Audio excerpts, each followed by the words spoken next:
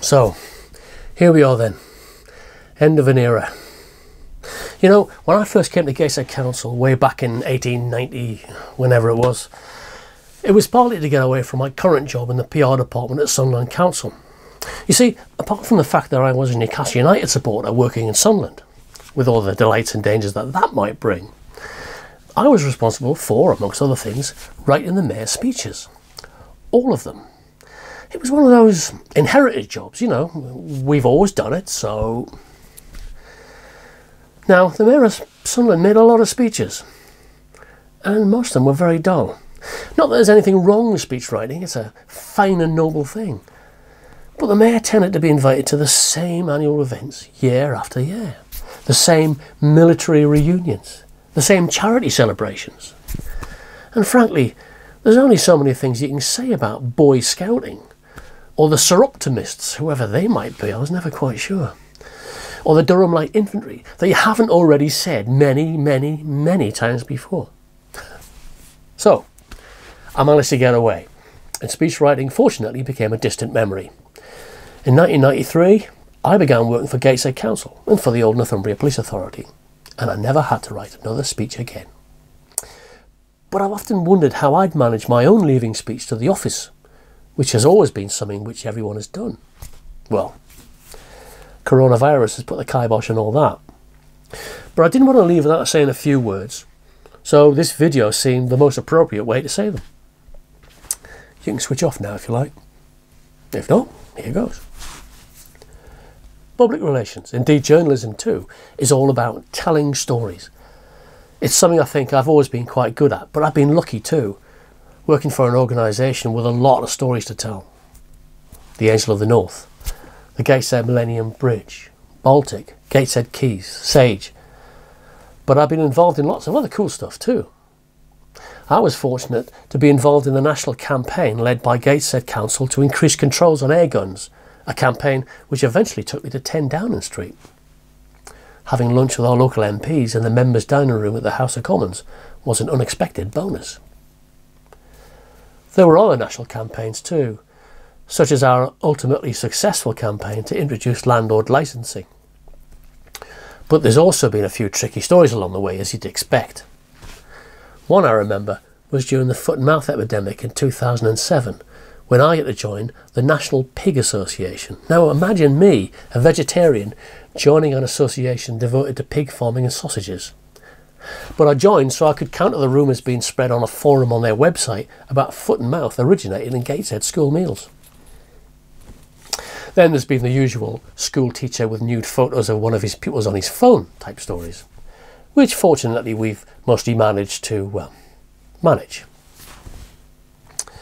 So, what are the highlights from a 37-year career in the media and in local government? Well, editing a national cycling magazine was probably one, as it took me all over Europe and got me on to Look North long before it became my job to get other people onto the programme. Can't believe I was ever that thin, or hairy. Actually, there's been quite a few changes over the years, both to the hairline and the waistline. Oh yeah, that's another highlight, appearing in a national TV commercial for the National Lottery. I was also part of the team that drafted Sunderland's bid for city status in 1991, so I guess that's another tick in the plus column. But this is something else that's close to my heart. Typically, just before the Gateshead Millennium Bridge was officially opened, we were looking for ways to try to make it an event which the public could really engage with. Now, my colleague at the time, Ian Clarkin, described how his former employer had bottles of wine with their brand name on the label as kind of corporate gifts, and that set me thinking. So, after a few discussions with a local craft brewery and a little gentle persuasion, we jointly launched Mordew Millennium Bridge Ale just before the bridge was opened, and it went down very well in pubs all along the quayside and further afield. It gave everyone what we wanted, the chance to celebrate and to raise a glass to the Gateshead Millennium Bridge. It tasted pretty good too. This is alcohol free, by the way. No, really.